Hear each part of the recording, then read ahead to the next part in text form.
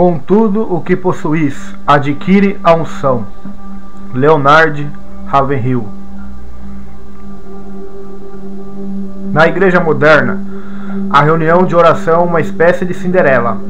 Essa serva do Senhor é desprezada e desdenhada porque não se adorna com as pérolas do intelectualismo, nem se veste com as sedas da filosofia, nem se acha ataviada com o diadema da psicologia, mas se apresenta com uma roupagem simples da sinceridade e da humildade, e por isso não tem receio de se ajoelhar.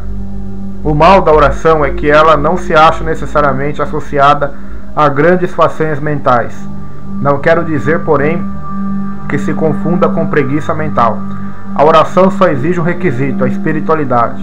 Ninguém precisa ser espiritual para pregar, isto é, a preparação e pregação de um sermão perfeito, segundo as regras da homilética, e com exatidão exegética, não requer espiritualidade. Qualquer um que possua boa memória, vasto conhecimento, forte personalidade, vontade, autoconfiança e uma boa biblioteca pode pregar em qualquer púlpito hoje em dia. E uma pregação dessas pode sensibilizar as pessoas, mas a oração move o coração de Deus. A pregação toca o que é temporal, a oração o que é eterno.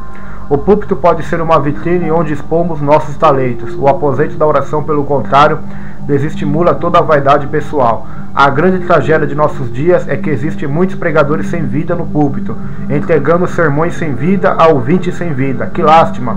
Tenho constatado um fato muito estranho que ocorre até mesmo em igrejas conservadoras: a pregação sem unção.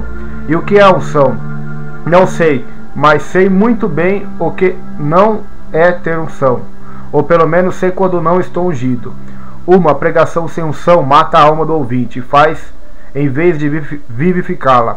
Se o pregador não estiver ungido, a palavra não tem vida. Pregador, com tudo o que possuis, adquires a unção. Irmão, nós poderíamos ter a metade da capacidade intelectual que possuíssemos se fôssemos 2 vezes mais espirituais. A pregação é uma tarefa espiritual. Um sermão gerado na mente só atinge a mente de quem o ouve, mas gerado no coração chega ao coração. Um pregador espiritual, sob o poder de Deus, produz mentalidade espiritual em seus ouvintes. A unção não é uma pombinha mansa esvoaçando a janela da alma do pregador, não.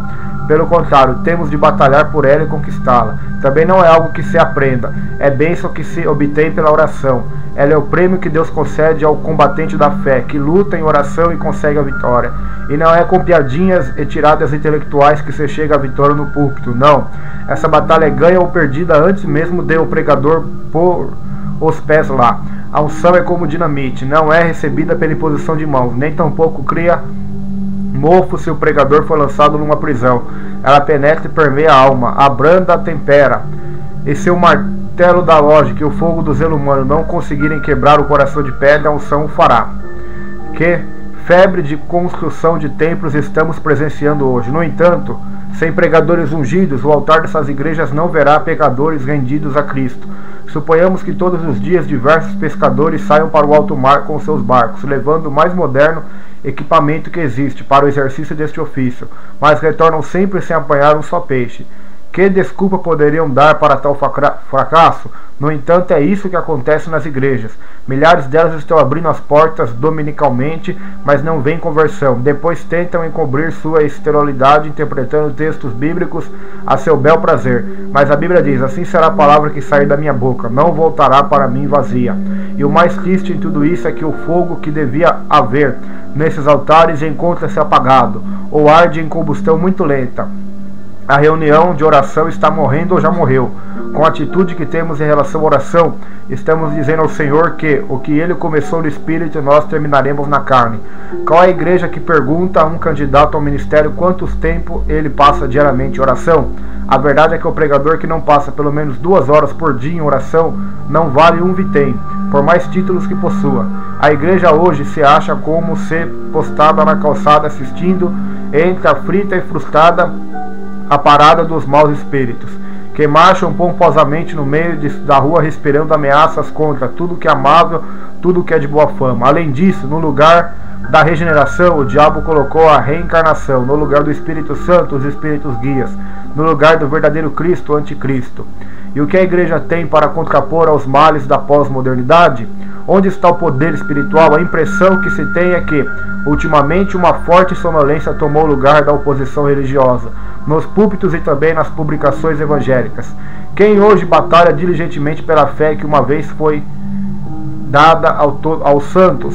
Onde estão os combatentes divinamente ungidos de nossos púlpitos? Os pregadores que deviam estar pescando homens parecem estar pescando, mas é o elogio deles. Os que costumam espalhar a semente agora estão colecionando pérolas intelectuais. Imagine só, semear pérolas num campo. Chega dessa pregação estéril, espiritualmente vazia, que é ineficaz, porque foi gerada num túmulo e não num ventre, e se desenvolveu numa alma sem oração, sem fogo espiritual. É possível alguém pregar e ainda assim se perder, mas é impossível orar e perecer. Se Deus nos chamou para o seu ministério, então, prezados irmãos, insisto em que precisamos de unção. Com tudo que possuís, adquires a unção, senão os altares vazios de nossas igrejas serão exemplos vivos de nosso intelectualismo ressequido. Uma palavra de Leonard Ravenhill: com tudo o que possuis, adquires a unção.